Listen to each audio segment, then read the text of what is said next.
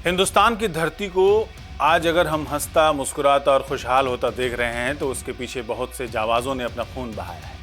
हम आपको पराक्रम सीरीज में दिखा रहे हैं हिंदुस्तानी मुसलमानों की शौर्य गाथा, ताकि आप जान सकें कि इस मिट्टी को सींचने में उन लोगों ने अपना खून पसीना बहाया है जिनके सर हिंदुस्तानी होने के गर्व से तने हुए थे और जिन्होंने दुश्मन फौज की आंख में आंख डालकर कहा था, हिंदुस्तान जिंदाबाद। आज की कहानी महावीर चक्र, नौशेरा के शेर मोहम्मद उस्मान। कहानी भारत पाकिस्तान युद्ध 1947-48 की।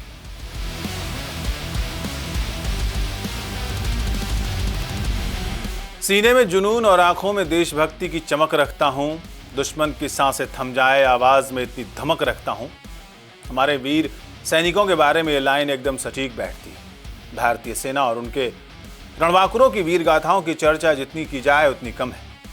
आज़ादी से लेकर आज तक हमारे सैनिकों ने सीमा पर मुस्तैद चौकन्ना रहकर भारत मां की, इस देश की रक्षा की है। 1947 के बाद से अब तक हुए युद्ध में मिली जीत ने यह साबित किया है कि अगर दुश्मन देश की तरफ आंख उठाकर देखेगा तो उसे मिट्टी में मिला दिया जाएगा। इस दौरान ऐसे भी वीर हुए जिनकी चर्चा आज इस सीरीज में हम करने वाले हैं। पराक्रम भारतीय मुसलमानों की शौर्य गाथा की दूसरी कड़ी में हम बात करेंगे ब्रिगेडियर मोहम्मद उस्मान। वही ब्रिगेडियर उस्मान जिसने बंटवारे के समय पाकिस्तान को ठुकराते हुए उसी के खिलाफ युद्ध छेड़ दिया था।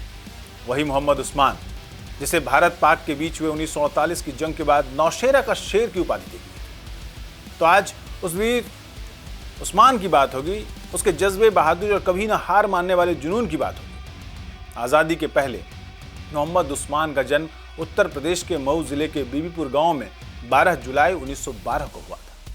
कहते हैं ना कि पूत के पांव पालने में ही दिख जाते हैं। उस्मान के बारे में भी यही लाइन सटीक बैठती है। उस्मान जब 12 साल के थे तभी से वो काफी बहादुर स्वभाव के थे। एक बार की बात है, एक दिन कुएं में एक बच्चा गिर गया। बच्चा गिरते ही लोगों की भीड़ कुएं के आसपास जमा हो गई। वहां से उस्मान भी गुजर रहे थे। उस्मान ने बच्चे को देखते ही कुएं में छलांग लगा दी। उस्मान की इस बहादुरी पर अंग्रेज सरकार ने उन्हें खिताब दिया था। उस्मान के पिता का सपना उन्हें यूपीएसएससी में भेजने का था, लेकिन उस्मान हकलाया करते थे। इस वजह से पिता ने उन्हें पुलिस में भेजने का फैसला लिया। वहां एक अंग्रेज अफसर भी हकलाया करते थे। अफसर को लगा कि उस्मान उनकी नकल कर रहे हैं तो उन्हें निकाल दिया गया। हालांकि बाद में वो भारतीय सेना में भर्ती हो गए। मोहम्मद उस्मान ने अपनी पढ़ाई बनारस से की थी। इसके बाद ही उन्होंने सेना में जाने का फैसला किया था।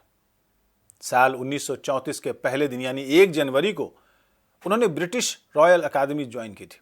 खास बात यह थी कि उस्मान के बैचमेट सैम मानेकशॉ और मोहम्मद मूसा जैसे सेना के मशहूर लोग थे। और वही मानेकशॉ जो बाद में भारतीय सेना के चीफ बने थे और उन पर एक बहुत मशहूर फिल्म भी बनी है। मोहम्मद उस्मान को उस वक्त बलूच रेजिमेंट में पोस्टिंग दी गई थी। उस वक्त मोहम्मद उस्मान ने अपनी जांबाजी के चलते खूब सराहना पाई। बर्मा में उस वक्त जापानियों से युद्ध किया और कई मोर्चों पर जीत हासिल की थी। ब्रिगेडियर उस्मान के सामने सबसे विकट स्थिति तब हुई जब 1947 में देश का विभाजन हुआ। जिस देश में वो पले बढ़े उसके कुछ हिस्सों को मिलाकर पाकिस्तान बन गया। उस समय मोहम्मद उस्मान के सामने भारत और पाकिस्तान में से कोई एक को चुनने का विकल्प दिया गया था, लेकिन उस्मान ने ऑफर को ठुकरा दिया और भारत में रहने का फैसला किया। हालांकि रेजिमेंट में मौजूद लोगों ने उनसे कहा कि तुम मुसलमान हो तो पाकिस्तान चले जाओ, लेकिन मोहम्मद उस्मान ने उनकी बात नहीं मानते हुए भारत को ही अपना देश चुना।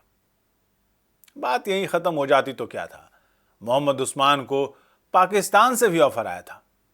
पाकिस्तान के कायदे आजम मोहम्मद अली जिन्ना और पहले प्रधानमंत्री लियाकत अली खान ने उन्हें अपने देश में मिलाने के बदले जल्दी प्रमोशन का भी वादा किया था, लेकिन उस्मान ने यह भी ठुकरा दिया। अब बात करते हैं 1947 के युद्ध की, जब पाकिस्तान ने देखी उस्मान की ताकत। ये वो साल था जब भारत पाकिस्तान के बीच पहला युद्ध हुआ था। विभाजन की आग में जल रहे भारत पर पाक की ओर से कबायलियों ने पाक सेना की मदद से हमला बोल दिया था। हमला उस समय के सबसे संवेदनशील जगह कश्मीर पर हुआ था। कबायलियों ने भारत के इलाके में घुसकर राजौरी, नौशेरा, मीरपुर, कोटली और पुंछ में कब्जा कर लिया। 50 पैरा ब्रिगेड के कमांडर मेजर परांजपे घायल हो चुके थे। नौशेरा में भारतीय सैनिक तो थे, लेकिन चारों ओर से पाकिस्तानी सैनिकों से घिरे हुए थे। पाकिस्तानी सेना ने 7 नवंबर 1948 और बाद में कश्मीर के प्रमुख इलाकों पर अपना कब्जा कर लिया था। पाकिस्तानी सेना का एक और मकसद था। 25 दिसंबर को मोहम्मद अली जिन्ना का जन्मदिन था। पाकिस्तानी सेना नौशेरा बतौर उन्हें तोहफे में देना चाहती थी, लेकिन मोहम्मद उस्मान के प्लान के आगे ये कोशिश फेल हो गई। नौशेरा पर पाकिस्तान की ओर से 3 बार हमला हुआ, लेकिन फेल रहा। पाकिस्तान के सामने उस्मान ढाल बनकर खड़े थे। पाकिस्तान ने मोहम्मद उस्मान पर 50,000 का इनाम भी रख दिया। भारत पाकिस्तान जंग के बीच जनवरी 1948 में lieutenant general M Kariappa Nowshera पहुंचे। उन्होंने मोहम्मद उस्मान से कहा कि वो कोट और झंगड़ पर कब्जा करना शुरू करें। उस्मान ने करियप्पा को भरोसा दिलाया कि कोट में हम कुछ ही दिन में जीत हासिल कर लेंगे, और उस्मान ने इसके बाद जो कहा वो किया।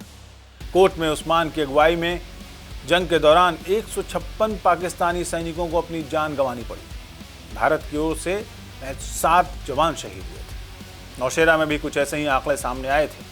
वहां पाकिस्तान के 2000 से ज्यादा सैनिक मारे गए थे। वहीं भारत की ओर से 33 सैनिकों ने अपना सर्वोच्च बलिदान दिया था।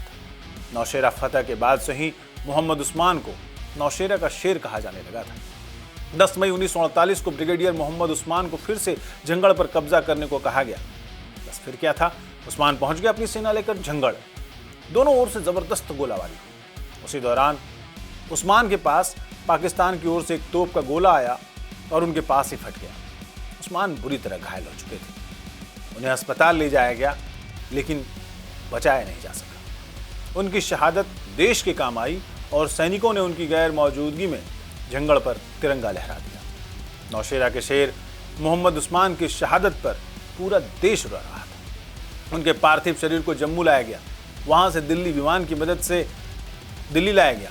उस्मान के पार्थिव शरीर को रिसीव करने खुद उस समय के प्रधानमंत्री जवाहरलाल नेहरू आए थे। नेहरू के अलावा उस समय के गवर्नर जनरल लॉर्ड माउंटबेटन और बाकी मंत्रिमंडल के सदस्य भी मौजूद थे। मोहम्मद उस्मान को मरणोपरांत महावीर चक्र दिया गया। हमें गर्व है ऐसे बहादुरों पर, ऐसे जाबाजों पर, जिसकी वजह से हम आज आज़ादी के जश्न को मना रहे हैं, आज़ादी का फल भोग रहे हैं और एक खुशहाल मुल्क बनने की दिशा में अग्रसर है।